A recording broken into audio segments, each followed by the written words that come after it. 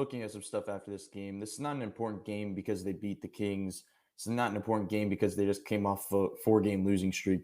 This is an important game because they kind of just figured out their offense in some type of way, figured out their spacing in some type of way. And if you listen to the players after the game in the press conference room, all they do is talk about spacing. They went over spacing in film this morning, and it seems like they are pretty happy that they kind of figured it out in some way. So I just want to go through some of the possessions to show why, specifically in the Jimmy type lineups, because there was a lot of substitution differences, rotation differences, and lineup differences.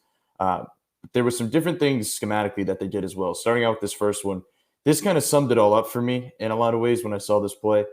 Tyler kind of stretching things out.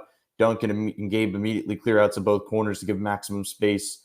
And you're going to see right here, Bam's just set a down screen for Jimmy to come off of a quick little curl. We see it a lot. We see that with plenty of guys at the go-to. But what is the big deal about this specific one?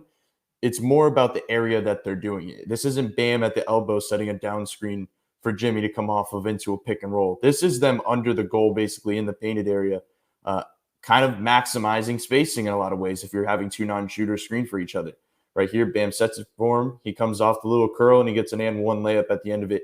Setting that screen that much lower, having Jimmy Butler in the dunker spot come up off of a screen that much lower is just such a difference maker in terms of spacing. That's why Kyle needs the ball in their hands at the top of the key in the perimeter to kind of set those things up, because Jimmy was used a ton more off the ball in this game, cutting and just doing different things right there.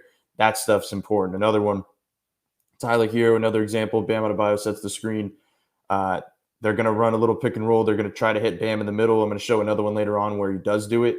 But this is a lineup, once again, if we look at it first, Kyle's at the 1, you have Tyler at the 2, Duncan at the 3, Jimmy at the 4, and Bam at the 5. Usually they're going to set a nice little screen, pick and roll, and what's going to happen is Jimmy, or even sometimes PJ when he's off, that defender is going to obviously come cut down to the middle of the lane for the tag, because that's what they have to do.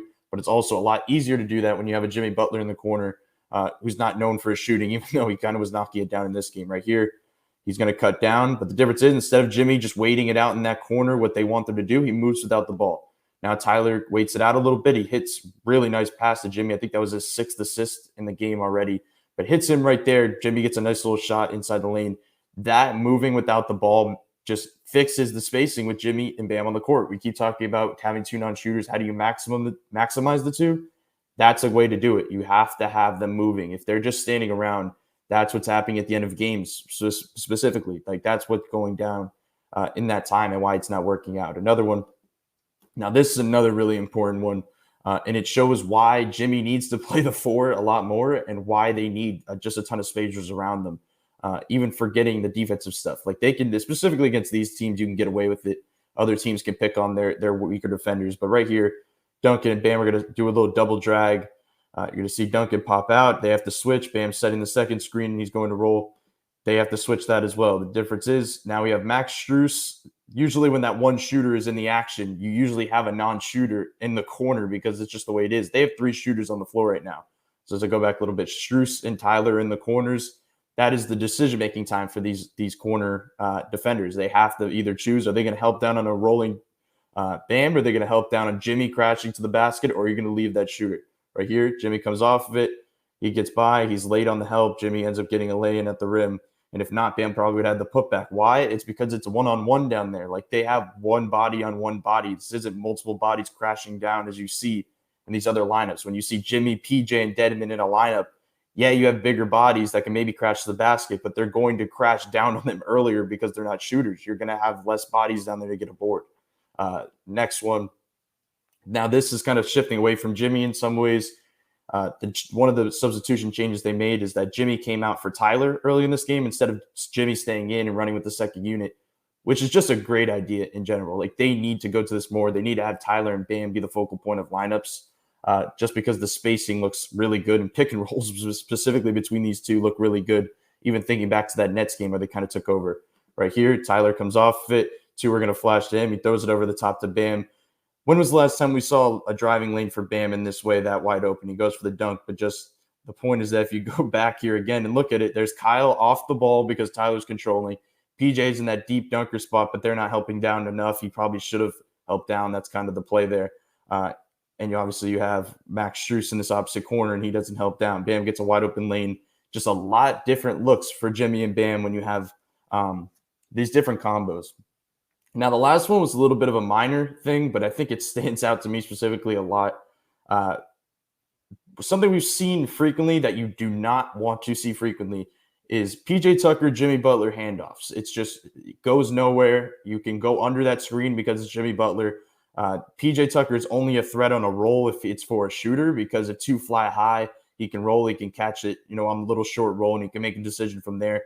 If you're running a straight up pick and roll where a guy goes under a screen, you're a non-factor. So right here, we saw a shift in this game where PJ and Kyle were becoming a little bit more of a combo than we've seen all season. Right here, PJ comes up, gets the handoff. Like I said, for a shooter, they have to go a little bit high. He gets in position, and he gets in for a nice little floater. He still has that little floater game.